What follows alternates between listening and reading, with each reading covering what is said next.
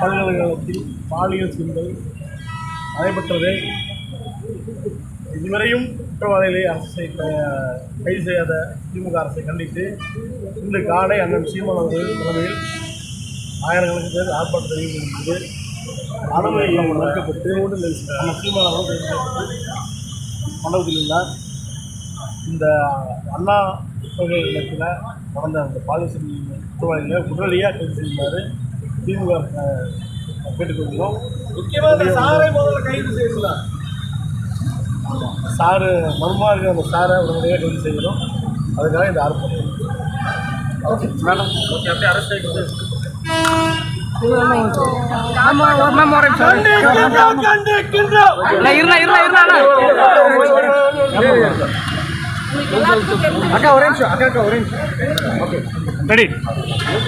தமிழ்நாடு ஃபுல்லாக இன்னைக்கு பார்த்தீங்கன்னா அண்ணா பல்கலைக்கழக மாணவிக்காக தான் எல்லா போராட்டமும் நாம் தமிழ் கட்சி சார்பாக எடுத்திருக்காங்க.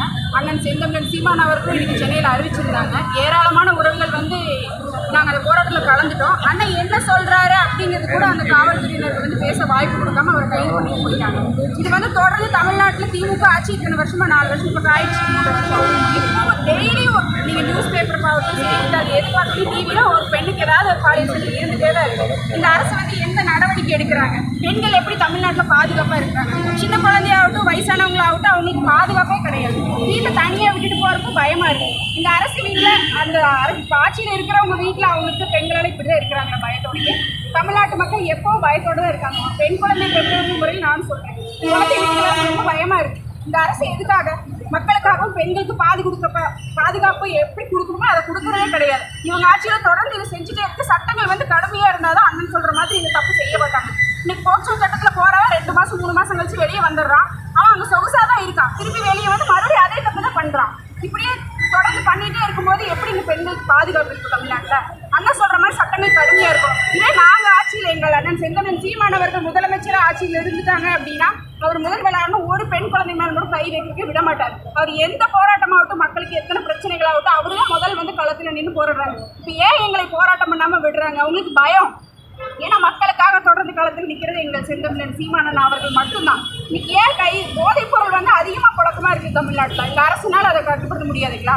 காவல்துறை அவர்களுக்கும் தெரியும் எங்கே போதைப் பொருள் விற்கிறாங்க, மது, அதெல்லாம் சும்மா வந்து முதலமைச்சர் வந்து விளம்பரத்தை சொல்கிறார், போதையில்லா தமிழ்நாட்டை உருவாக்கணும், மதுல்லா தமிழ்நாட்டை உருவாக்கணும். சும்மா வாயில் சொன்னால் போதுங்களா? அதை செயல்படுத்தலாம்ல. அவங்களுக்கு தான் ஆட்சி அதிகாரம் இருக்குல்ல, இருந்தும் ஏன் அதை செய்ய மாட்டேங்கிறாங்க? இல்லைன்னா எங்ககிட்டயாவது அந்த ஆட்சி அதிகாரத்தை மக்கள் கொடுக்கணும். மக்களுக்கு ஒவ்வொரு முறை இந்த பிரச்சனை வரும்போது நாம் தமிழர் கட்சியில் எல்லா பிரச்சனைக்கும் ஒரு விவசாய போராட்டமாகட்டும், மருத்துவர்கள், செவிலியர்கள், ஆசிரியர் யார் போராட்டம் பண்ணாலும் நாங்கள் தான் களத்தில் இருக்கோம். மக்கள் எல்லாரும் விழிச்சுக்கோங்க. எப்போ பார்த்தாலும் இப்படியே அவங்க வந்து மறந்துட்டே இருக்காதீங்க. என்ன நடக்குது நம்மளை சுற்றி? இன்னைக்கு அந்த பெண்ணுக்கு நடந்தது நாளைக்கு நம்ம வீட்டில் யாருக்கு வேணாலும் நடக்கும். அதுங்காட்டி மக்கள் எல்லாரும் விழிச்சுக்கோங்க. உங்களுக்காக யார் இருக்கா அப்படிங்கிறத தெரிஞ்சு வர 26 தேர்தலில் வந்து வாக்கு செலுத்துங்க. எல்லாத்தையும் மறந்துடாதீங்க. மறதி அப்படிங்கிறது தமிழ்நாட்டு மக்களுக்கோட வாழ்க்கையில் ஊறி போனது ஒன்றா இருக்குது. எதையும் மறந்துடாதீங்க. எல்லாத்தையும் ஞாபகம் வச்சுக்கோங்க. உங்களுக்காக களத்தில் யார் நிற்கிறா, உங்களுக்காக யார் குரல் கொடுக்குறா, உங்களை யார் அதிக நேசிக்கிறாங்க அப்படின்னு சொல்லி பாருங்கள். தொடர்ந்து 13 வருஷமாக அவர் தனியாகவே நின்று போராட்டம் பண்ணிட்டு இருக்காரு.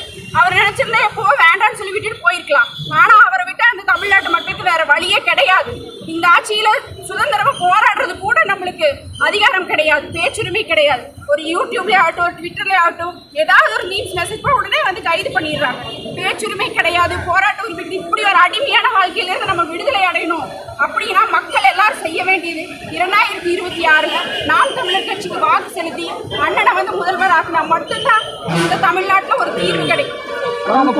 வருண்குமார் காவல்துறை அதிகாரி மைக்கில் புலி மற்ற இடத்துல எரிஞ்சிருக்கிறார்.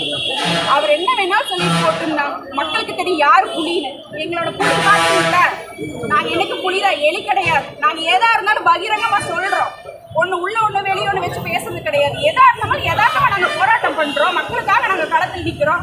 அது என்ன வேணாலும் சொல்லிட்டு போகட்டும், அதை பற்றி எங்களுக்கு கவலை கிடையாது. எங்களோட வேலை என்ன, மக்களுக்கு செய்யறதை நாங்கள் ஆட்சி அதிகாரத்தில் இருந்தாலும் சரி, இப்போ இல்லைனாலும் சரி, அதை தொடர்ந்து செய்வோம். அது எங்கள் அண்ணன் செந்தமிழன் சீமான் அவர்கள் தொடர்ந்து செஞ்சுட்டு தான் இருக்காரு. உங்க பேரு கலாமணி ஜெகநாதனுங்க.